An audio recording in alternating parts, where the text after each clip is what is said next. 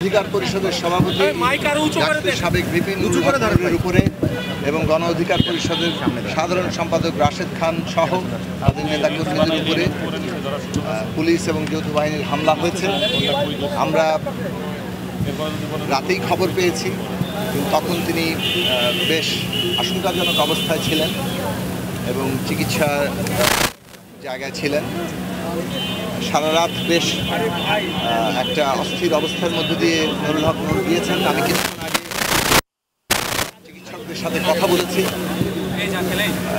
তারা বলেছেন যে রাতের বেলা তো খুবই অস্থির একটা অবস্থা দিয়েছে, কেননা তার শ্বাস প্রশ্বাসের সমস্যা হয়েছে, মাথায় ইনজুরি আছে যেটা এখনও পর্যন্ত পুরোপুরি রিলিজ হয়নি, নাকে ইয়েতে একটা বড় ধরনের ফ্র্যাকচার আছে, চোখে বাঁ চোখ তার ডান চোখ বেশ গুরুতর আঘাতপ্রাপ্ত এবং সেই চোখ এখনো খুলতে পারছে না।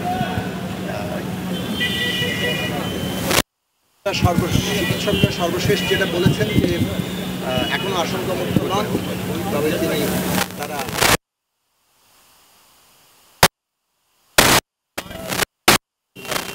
আমরা সবাই দোয়া করি যাতে নুরুল হক দ্রুত সুস্থতা ফিরে পান। এই হামলা যেটা হয়েছে আমরা তার তীব্র নিন্দা মধ্যে বিশেষভাবে গণ অধিকারের একটা কর্মসূচি ছিল, সেই কর্মসূচিতে যা হয়েছে তারপরে গণ অধিকার নেতৃবৃন্দ নুরুল হক নূর এবং রাশেদ খানের নেতৃত্বে তারা তাদের অফিসের সামনে একটা প্রেস ব্রিফিংয়ের অপেক্ষা করছে। সেইখানে এসে কিভাবে পুলিশ এবং যৌথ বাহিনী এভাবে ধরনের হামলা করলো এবং সেই হামলার উদ্দেশ্য কী কিংবা কারা এই হামলার পিছনে দায়ী সেটা অবিলম্বে তদন্ত করা দরকার এবং যথার্থ তদন্ত করা দরকার। তদন্ত করে, কেননা আমরা একটা জটিল রাজনৈতিক পরিস্থিতির মধ্যে আছি। আমাদের বিচার, সংস্কার, নির্বাচন এই তিনটি কাজই একসাথে এগিয়ে নিয়ে যাওয়া অত্যন্ত জরুরি এবং সেই তিন কাজ এগিয়ে নিয়ে যাওয়ার প্রক্রিয়া চলছে। এর মধ্যে নানা ধরনের পরিস্থিতি বিরাজমান।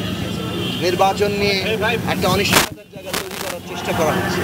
সেইখানে একজন প্রতিষ্ঠিত রাজনৈতিক নেতৃত্ব, ছাত্র আন্দোলন থেকে গড়ে আসা বিভিন্ন আন্দোলন সংগ্রাম নুরুল হক নূর, রাশেদ খান, যারা গণ অধিকার পরিষদ গঠন করেছেন বিগত ফ্যাসিবাদ বিরোধী লড়াইয়ে যাদের গুরুত্বপূর্ণ ভূমিকা আছে, নানা নির্যাতন মোকাবেলা করে এই লড়াইগুলো আমাদের করতে হয়েছে। সেইখানে আজকে তার উপরে যেভাবে পুলিশি হামলা, যৌথ বাহিনী হামলা হলো, এইটা সরকার কে ব্যাখ্যা দিতে হবে এবং সরকারের এ বিষয়ে আমরা প্রকৃত এবং যথাযথ ব্যবস্থা আমরা দেখতে চাই।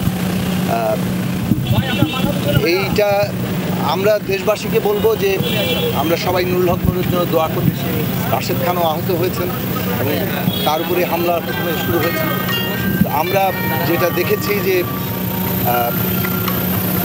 প্রথমে আমরা দেশবাসীর কাছেও দোয়া চাই যাতে এই অবস্থা থেকে নূর সহ যে নেতৃবৃন্দ যারা আহত হয়েছেন তারা আরোগ্য লাভ করেন। এবং আমরা যেটা বলবো ঐক্যবদ্ধ থাকতে হবে। ফ্যাসিবাদ বিরোধী লড়াইয়ে আমরা যেভাবে ঐক্যবদ্ধ ছিলাম, আমরা আজকের বাংলাদেশের যে গণতান্ত্রিক রূপান্তর, গণতান্ত্রিক যে পুনর্গঠন চলছে সেইটাতে আমরা ঐক্যবদ্ধ থাকি। বিচার, সংস্কার, নির্বাচন এইটা যাতে কোনোভাবেই কোনো কেউ ক্ষতিগ্রস্ত করতে না পারে।